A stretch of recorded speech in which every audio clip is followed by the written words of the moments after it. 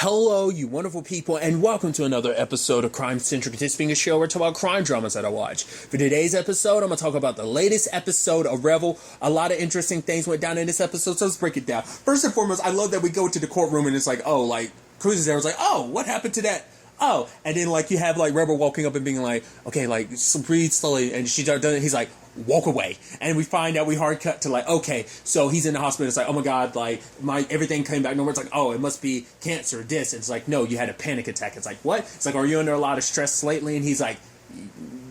And obviously Rebel kind of pushes for it, yes. And she's like, I told you need to kind of de-stress. And he's like, how am I going to do that with you around? Like, obviously she's a big stress in his life. He loves her to death, but damn it, you know, she will be the death of him, literally, in many different ways. But the fact is that she's like, and I also told you need to get laid. And like, am I right, doctor? She's like, I'm going to run some more tests and stuff like that. So he has this app on his phone so they could keep a monitor of his heart and stuff like that. And obviously he's getting heated in the courtroom because they asked for all of Stonemore's files, but Benji keeps stalling and he gets heated and it starts going off. And then Benji knows exactly what it is. It's like, oh, my wife has that. That means it's like, oh, like someone's stressed and stuff like that. And it's Amir, could you just, and he like, Amir grabs it and kind of leaves. And it's like, Your Honor, can you compel them to like give us the stuff? And it's like, yep. Benji, counselor, stop screwing around and give them what they need. So, but obviously, they're, you know, the head of Stonemore, not too keen about all of this stuff because for him, it's like, oh, that's 0-2. It's like, no, we kind of expect it. Oh, you expect it to lose? It's like, I hired you to win. The fact of the matter is that dude Cruz and that annoying woman,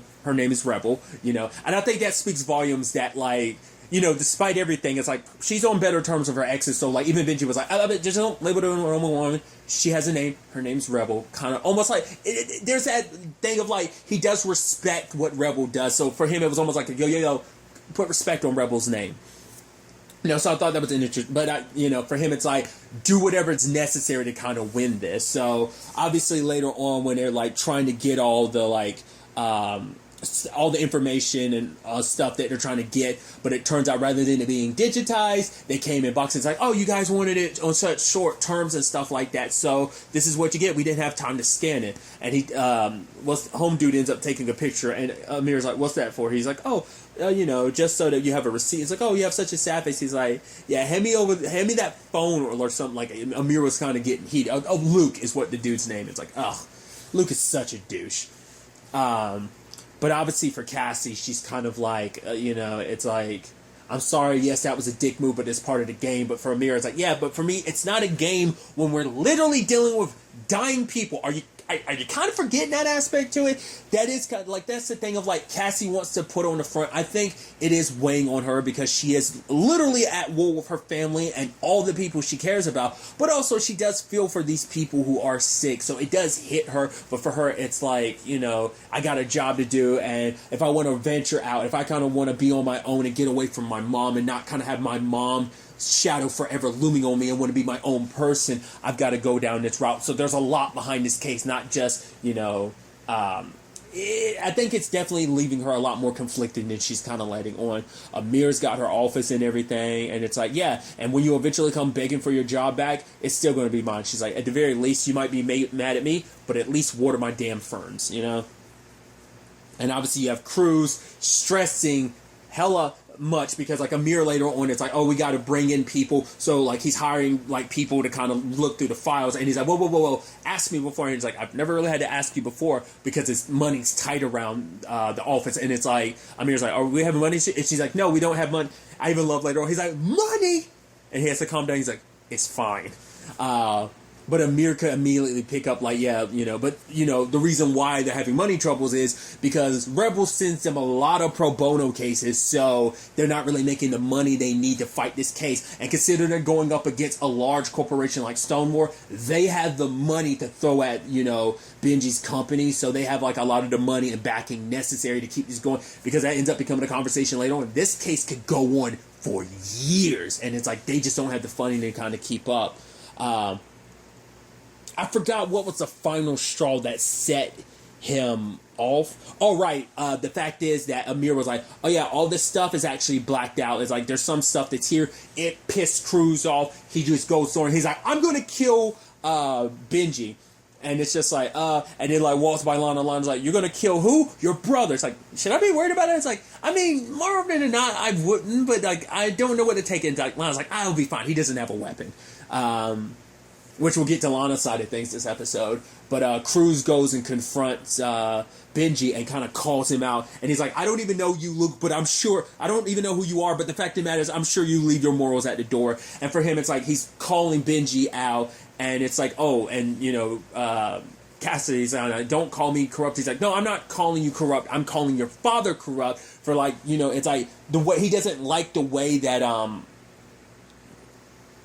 he's handling his case. It's like we're dealing with dying people. People are getting sicker and dying with every day. And you're playing these games. You're playing games with these people's lives. You know what we're trying to do, but obviously it's a thing of it's part of my business. It's almost that complicated thing of lawyers. It's like everyone deserves representation, but it's also the thing of like, I'm sure the main thing is you didn't have to take this case. You legitimately didn't have to take this case. You knew what this meant to Rebel. You knew what this meant to a lot of people, and you still took the case because it's a big client, the money you can make off the end. It's just like, it's that complicated thing of like, yeah, like I said, everyone deserves their like defense, you know, but it's also just that thing of like it just makes you a slimy lawyer because it's like you're willing to take those type of cases, and your daughter's kind of okay with it because she tries to justify it in her own means. But Cruz kind of ends up storming out, and Benji being like, yeah, I've known him for a long time. I've never seen him like that. Because what also infuriated him was Cassidy being like, Mom is using, like, the reason why you're stressing out is because Mom's throwing Sarah's death in your face every day. He's like, yes, Aunt Sarah dying was a tragedy. But that's also, for one, it's an effed up thing because you're undermining it, especially if the valve was involved. Like, for him, it's like knowing that there was a way to save her, and you're kind of part of the people who kind of put this thing out in the market willingly knowing that it could have this effect on people and pushing it. It just, it rubs him all the wrong way because he has plenty of regrets about, you know, Sarah, because it's like she could have been saved and he didn't know, you know? But it's because of her, she realizes, like, oh, the reason, like, because Cassidy knows him so well, it's like, him getting so heated like this, I've only ever seen him like this, and that was the San Bernardino case, which obviously, interestingly enough, kind of ties into everything. It's because they ran out of money, so she knows that. So they're putting forth a settlement and everything, and she ends up being the one delivering it in front of everybody. Lana, Cruz, Rebel, and Amir, and it's like, because obviously it's like Rebel's like, okay, I could go like 4 months without income, you know, you don't have to pay me. Lana's like, I can go a year, and it's like, really? It's like, yeah, I'm small living, but Amir's like, I can go maybe 3 weeks, but I'm gonna need that. Like, I can't go without cash. And it's like, well, we'll do this. Like, go to the bank. He's like, I've been denied. It's like, well, then we'll go to another bank. We'll find an investor. It's like, we cannot give up on this case. This case is too important. These people decided to have you be their representative. They backed you, you know? And they believe in you. And like, if we bring another lawyer and no one's going to come into this case with as much passion and as much vigor and as much fire as Cruz is, so like that's why it has to be him, you know, because for one, he's naturally the best at what he does, but especially in a case like this that hits close to home, that he's burning on the inside, like to get these people justice, that's what's going to like set him above any other lawyer that might potentially take this case if they end up having to pass it to another firm. So there's that side of things. Since I brought it up earlier, let's talk about Lana's situation. She runs into Rick, which, interestingly enough, I'm blanking on that actor's name, but I was just talking about, I referenced like season 3 of Haven, and obviously I just thought it was kind of interesting. I was like, oh, you were in season 3 of Haven, so but he's been in a multitude of things. But yeah, it turns out he's kind of following Lana around because it's like, yeah, it's me, Rick Carter, your husband. And it's like, wait, what? This, and we kind of we heard a little bit about Lana and her like drug days, and we kind of hear like from Rick, it's like, oh yeah, like we got super high and everything. It's like, well, we went to Vegas not for the sole purpose of getting hitched, but it's like we were so high and partying, and then we decided to get married. It was Black Elvis that actually married us. So that was kind of an interesting thing. And now, like, basically he's got some tech ventures going for it. And it's like, to kind of protect himself and everything, it's like, I kind of need a divorce. Because it's like, he's sober, she's sober. But it also seemed like for a moment, though, Lana was kind of like, oh, I think we were kind of hitting it off for a moment. So she had a mirror kind of looking through things. So I guess everything was good considering like, oh yeah, the divorce and everything. But it's like, oh, when it comes inside, she's like, sure. And I'm like, hopefully that doesn't turn into a slippery slope thing of like, oh, he's kind of backpedaling and that causes a situation where Lana backpedals. Hopefully it's not that. But I'm wondering, is it going to be kind of a backward story of like, yeah, we were young and got married. We were kind of high all the time. It's like, oh, but now we've kind of gotten to know each other. We're kind of hitting it off. Part of me wonders, is Rick at, because at first I was like, are you actually also getting divorced because you're getting married to someone else? He might be engaged. He might have a girlfriend or something like that. That might play a role in it. But it's also the thing of like, right, any ventures he goes in for, them being married, because it's also like California, because like California has like the statute of limitation, like you being, it's not even married, like if you're together with someone being, for like, if you've been together in a relationship with someone for like 10 years, it's like legally being married or something of that sort. I don't know if any, I think that being a California thing, because they were kind of making a joke about like, oh, like we made it 18 years. Most California relationships don't last that long. But also, like, when Lana showed up, she was kind of doing up her hair a little bit. And you're like, oh, so it's like, okay. So I'm curious to kind of see where that goes. Whether it is, I think we're not done with that storyline. I think that's going to be a big part of Lana's story going forward. So we'll see kind of where things go on that front. Some other interesting developments is we had Rebel coming home and she finds Grady with Angela. And that turns into a whole beautiful thing of like, oh, like, yeah, oh, we're still married. It's like, we're separated. And it's like, oh, but you're still living together? And it's like, yep. And it's like, oh, like, you need someone to fix your car? Grady's great. Oh, he's great with his hand. Aren't you, Grady? And it's like, yep.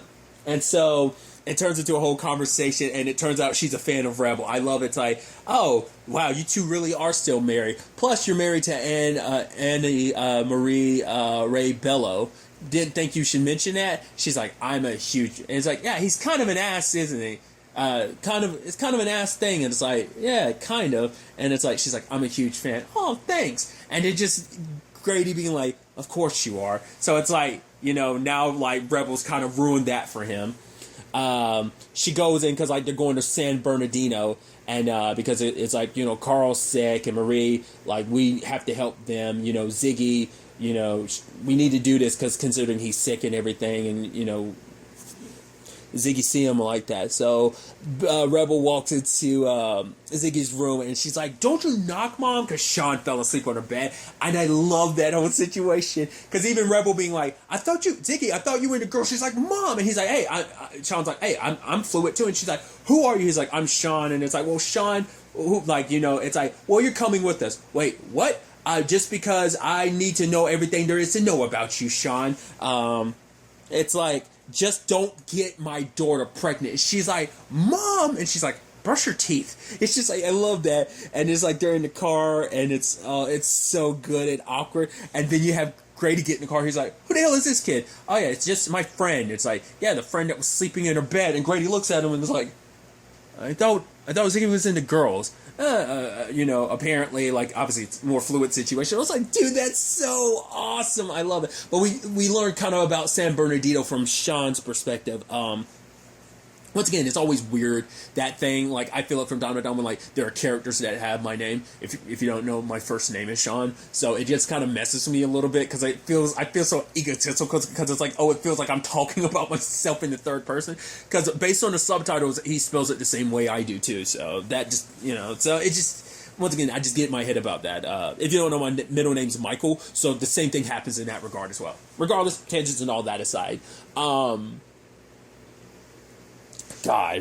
But he was asking about San Bernardino, that basically it was a case they worked on that they lost. And now we kind of find out why, because they didn't have the money to keep fighting the case. So I don't know whether it was like a settlement thing or whether they had to pass it on to another firm and that firm still lost it. Whatever the case may be, because they lost, they still want to help out. So every couple months they make a point to kind of make a family trip to go up there, kind of help them do whatever they need, and it's like, oh, that's really sweet. And so you drive there and everything, and it's like, oh, who's this kid? Who's this Sean kid? I love, like, Ziggy ended up leaving him with Carl, and he's like, so how long you been living here? He's like, dude, I've got 6 months to live. I don't got time for small talk. He's like, okay, I'm gonna go help Ziggy, it's like, oh, are you her boyfriend? And Sean was like, isn't that small talk? He's like, are you being a smart ass? He's like, you know what, I'm just gonna go. And Carl's like, do you cut hair or anything? He's like, yeah, why? You know, it's like, even, you know, I might be dying, but like, I still have my vanity, you know. So Sean ends up kind of hooking him up, and obviously he comes out dressed up in his suit and everything. And Marie's like, oh, you look like basically a snack. It's so interesting hearing, like, I don't know why, like, the young whippersnappers, like, I like that terminology. It's such a weird terminology, but it's like, it's just always interesting, like, you know, how, like, for example, like, it's still in the pop culture lexicon, but, like, Gucci. Like, yeah, I remember being, like, a sophomore in high school learning what Gucci meant. It's, like, not just, like, the product, but, like, also, like, oh, no, Gucci. I had to be like, yo, what does Gucci mean? It's like, oh, it means good. So it's just one of those things of, like, the natural lexicon of, like, oh, like, ooh, you're looking like a snack. Looking like a whole damn snack. Like, I don't know why. I enjoy that a lot. It's like, the whippersnapper. Which, I don't know. Like, obviously I've seen people about my own age saying snack, so I don't know if that's actually well, I mean, I think, technically I'm a millennial, but what I meant was, like, is that like a Gen Z thing, or is that a millennial thing? I don't know. But nevertheless, kind of showing him, like, I think for him, he had kind of, like, been in a spot where he had kind of fallen behind, but, like, you know, to show Maria, like, oh, I'm still here, I'm ready to show up, you know, because I love you, and it's like, you know, kind of bringing that spark there, despite everything, all the bad that's kind of going on. But, you had, ahead of time, Carl and Maria had paid for, Carl's funeral, but someone else took over and is now basically jacking up the price, even though they prepaid, and so, Rebel and, Grady go and handle it. And I think this is such an interesting development, because for me, the entire time, I'm like, ever since the first episode, I was like, oh, Grady's an asshole. This episode kind of goes like, oh, because we get to see, like, early, like, this is how Grady and Rebel were in the early parts of their relationship. So she's going around smashing stuff. He's like, really? You're gonna do that? He's not doing much to stop her, but he's like, making snide comments about, maybe you shouldn't be doing that. And then the dude comes around being like, oh, I'm going to, like, you're going to get charged like $1,000 for this, and she's like pretending like it's an accident and stuff like that. And Grady's making comments like it's like a twofold thing, because for him it's like, oh, like, you have a very, like, expensive, like, old school kind of classic Porsche car out there, so it's like, see what you're spending your money on, you know. And even later on, he has the nerve to be like, oh, like, you and lawyers like you end up draining, like, cancer patients, people who are dying from cancer and stuff like that from, you know, their money. So, like, what's so different from me kind of jacking up the prices? I mean, it's not like either one's right, but I mean, it's not like Rebel does that. She does it for free and stuff like that. Like, she does a lot of stuff pro bono, so it's like, yeah. But also, like, Rebel doesn't appreciate it because she helps people, so it's like, who the hell are you to try and judge me? Like, even though I don't even do that, like, who are you to try and criticize what I do? Like, and try to make it seem like we're on the same wavelength. It's like, nah, son, don't get it twisted, you know? So I thought that was interesting. But it leads to a conversation about, you know, for Grady and because for Grady it's like, well, for Rebel it's like, you used to love what I do, but for Rebel it's a thing of like, for Grady it's like, Rebel, all you do is love your work. She's like, I love you, you know, I know all your moves, I love your moves, and the fact of it is, but I also love my work, and you used to kind of love that about me, like, we were kind of a team, you know.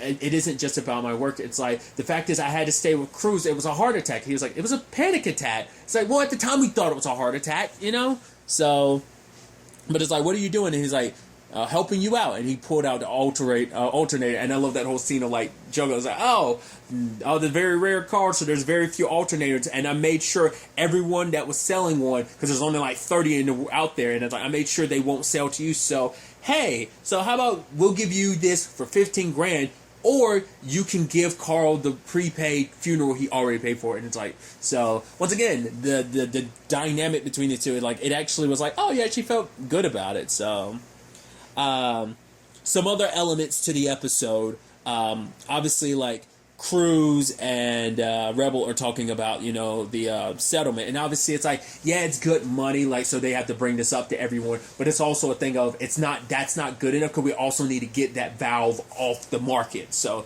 that's another element to it.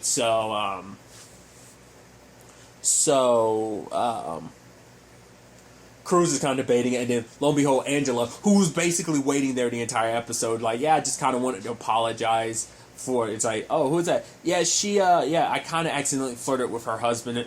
She's saying that, telling Cruz that about, like, oh yeah, her and Grady, and it's like, oh, but know that, Grady was, a gentleman, nothing ever happened between us. And Rebel was like, that's Grady, all right. And so it's like, hey, Cruz here just popped open some wine. Oh, he's got some chocolate in his desk, and you're like, oh snap, she's trying to hook Cruz up, and he's almost like, no. And it's like, well, I promise you a bad time. And ends up going off, and Rebel goes home and runs into Grady, and it's like, yeah, so your girlfriend kind of apologized to me, and I kind of hooked her up with Cruz. And he was like, so you had to make sure she couldn't be mine. And she was like, yep. And he's like, honestly, I used to like the fact is how fiery you get, when you get jealous. And she's like, I'm still fiery, and then that spark is still flying. And obviously Nate calls, which we'll get to Nate's side of things soon enough. But you had Grady being like, you have to go. She's like, no, this is where I need to be. So on the ways to, like, this episode kind of rekindled those old flames. Like they probably haven't been like that in a while. So find that ebb and flow again like that, kind of like working together like that, doing some good. I think it felt good for both of them. So whether this means something in the long run, we'll see. Whether it changes this separation thing, because obviously for Rebel, she cares about him, and she doesn't want this marriage to end. She loves him, but it's like she was just so caught up in work, she didn't realize what was kind of happening at home that he felt kind of not seeing. Because it's like, right, because she also hasn't been showing up for therapy, but it's like, that's a lot of stuff going on at this time.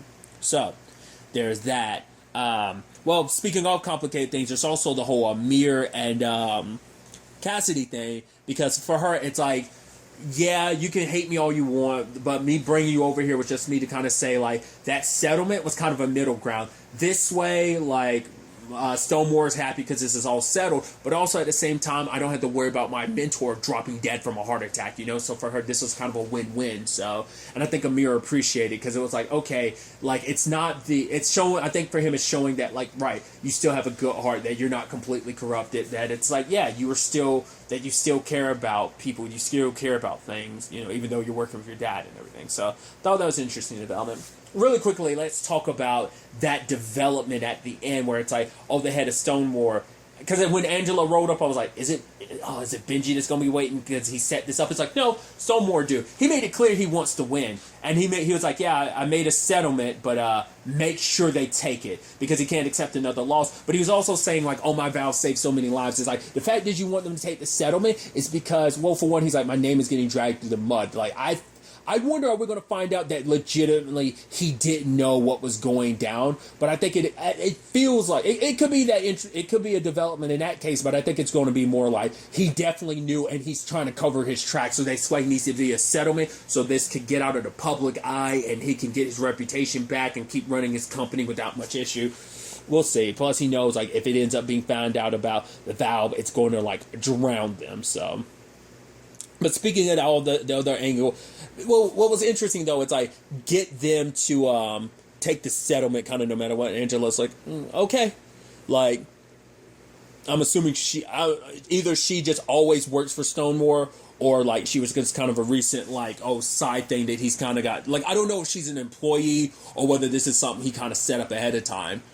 Which also shows you how long in advance this was, because apparently Grady and her meeting last episode, that was like a couple weeks ago. So it's like, your plan was to get close to Grady so you could get close to Rebel, so that, like, the fact is, I guess you knew enough that you could pivot things like this. I thought that was just so interesting. It's like, that takes a lot of planning, knowing that you'll be able to go from Grady to Rebel to Cruz. Like, I guess she probably wasn't planning on getting that close to Cruz. We'll see if that kind of changes things, because spending time with him and hearing his story might convince her otherwise, because I don't know, she might not know about Cruz's circumstances about Sarah having also gotten a vow. That might change things, so she might kind of feel a little regret about it. So, we'll see, but it's definitely going to be interesting keeping an eye on Angela from now on, because I'm sure we definitely probably will see her around Cruz a lot more, but we'll see.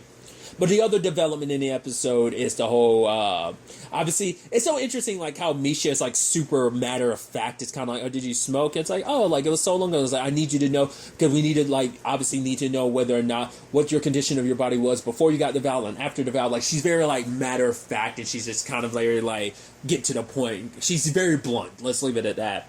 So Nate kind of rolls in. I even love like Helen being like, "Oh, he's sexy and single." She's like, "Not my type." Like, well, what's not your type? Sexy and single? And it, like, what? Like, Misha's looking at her. It's like, what? I might be, older and whatnot, but even I can recognize sexy when I see it. I was like, okay, go Helen. But Maddie and obviously Nate's kind of checking out the baby from Maddie, and obviously being like, are you okay? And it's like, well, she's got everything. She had to move in with her mom, considering everything that's going down, the valve and everything. Not only for her baby's sick, has a congenital situation because of it. Her ex-husband left because it's like being like near a child that's going to kind of.